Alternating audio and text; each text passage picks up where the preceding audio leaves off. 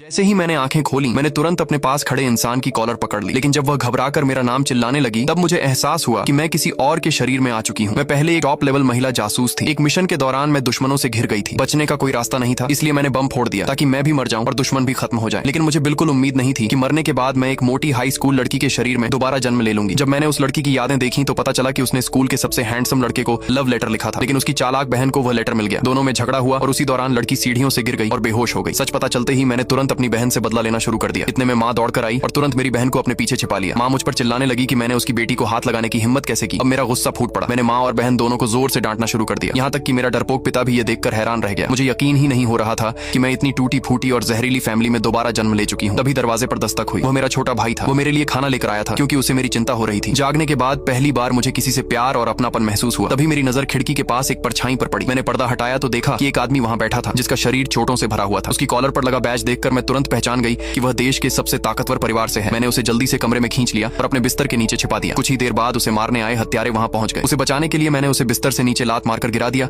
और खुद कंबल ओढ़कर सोने का नाटक करने लगी। हत्यारों ने कमरे में झांका, मुझे सोता हुआ देखा और वापस चले गए। उनके जाने के बाद मैंने उस आदमी के घावों का इलाज किया और उसकी कमर पर एक खास तरह की गांठ बांधी। जैसे ही मैंने वह गांठ बांधी वह आदमी एकदम चौंक गया। 3 साल पहले एक रहस्यमयी महिला ने उसकी जान बचाई थी और बिल्कुल यही गांठ बांधी थी, लेकिन मुझे उसके इस रिएक्शन का पता नहीं चला। मैंने बस उससे कहा कि वह जल्दी से यहाँ से भाग जाए। कुछ मिनट बाद मेरे फोन पर एक नोटिफिकेशन आया। किसी ने मेरे अकाउंट में $10 मिलियन ट्रांसफर कर दिए थे। उसी समय मेरी बहन ने मुझे नीचे खाने के लिए बुलाया, लेकिन जैसे ही मैं खाने की टेबल पर बैठी माँ फिर से मुझे ताने मारने लगी। तुरंत मुझे याद आ गया कि इस लड़की को घर में कितना तंग किया जाता था। गुस्से में मैंने पूरी टेबल पलट दी और वहां से चली गई। बाद में मुझे बहुत भूख लगी तो मैं खाने के लिए गई, लेकिन वहां देखा कि मेरा भाई मेरा इंतजार कर रहा था। मैंने उससे कहा कि मैं उसकी टांग जरूर ठीक कर दूंगी। मेरा भाई मजाक में बोला, अगर तुम इतनी ही काबिल हो तो पहले अपना वजन कम कर लो। उसकी यह बात मेरे दिल पर लग गई। मैंने तुरंत खतरनाक वजन कम करने का प्लान बना लिया। मेरा भाई पूरे समय मुझे हौसला देता रहा। मेरी मजबूत इच्छा शक्ति की वजह से सिर्फ 1 महीने में सब लोग हैरान रह गए। एक दिन मेरे भाई ने याद दिलाया कि जल्दी ही स्कूल शुरू होने वाला है। तभी मुझे याद आया कि असली लड़की को स्कूल में कितनी बेइज्जती झेलनी पड़ी थी, सिर्फ इसलिए क्योंकि वह उस हैंडसम लड़के को पसंद करती थी। उसे बाथरूम में बंद कर दिया गया था और सबके सामने उसकी बेइज्जती की गई थी और वह लड़का भी चुप रहा। उसने उसकी मदद तक नहीं की। लेकिन अब मैं वापस आ चुकी हूँ। अब इन लोगों को उनके की सजा जरूर मिलेगी। जब मैं स्कूल पहुंची तो जो लड़कियां मुझे तंग करती थीं वे अभी भी हंस रही थीं। उन्हें लगा कि मैं शर्म के मारे स्कूल नहीं आऊंगी, लेकिन जैसे ही वे हंस रही थीं मैंने क्लासरूम का दरवाजा लात मारकर खोला और एक बाल्टी भर पानी सीधे उन पर फेंक दिया। पार्ट 2 के लिए सब्सक्राइब करें।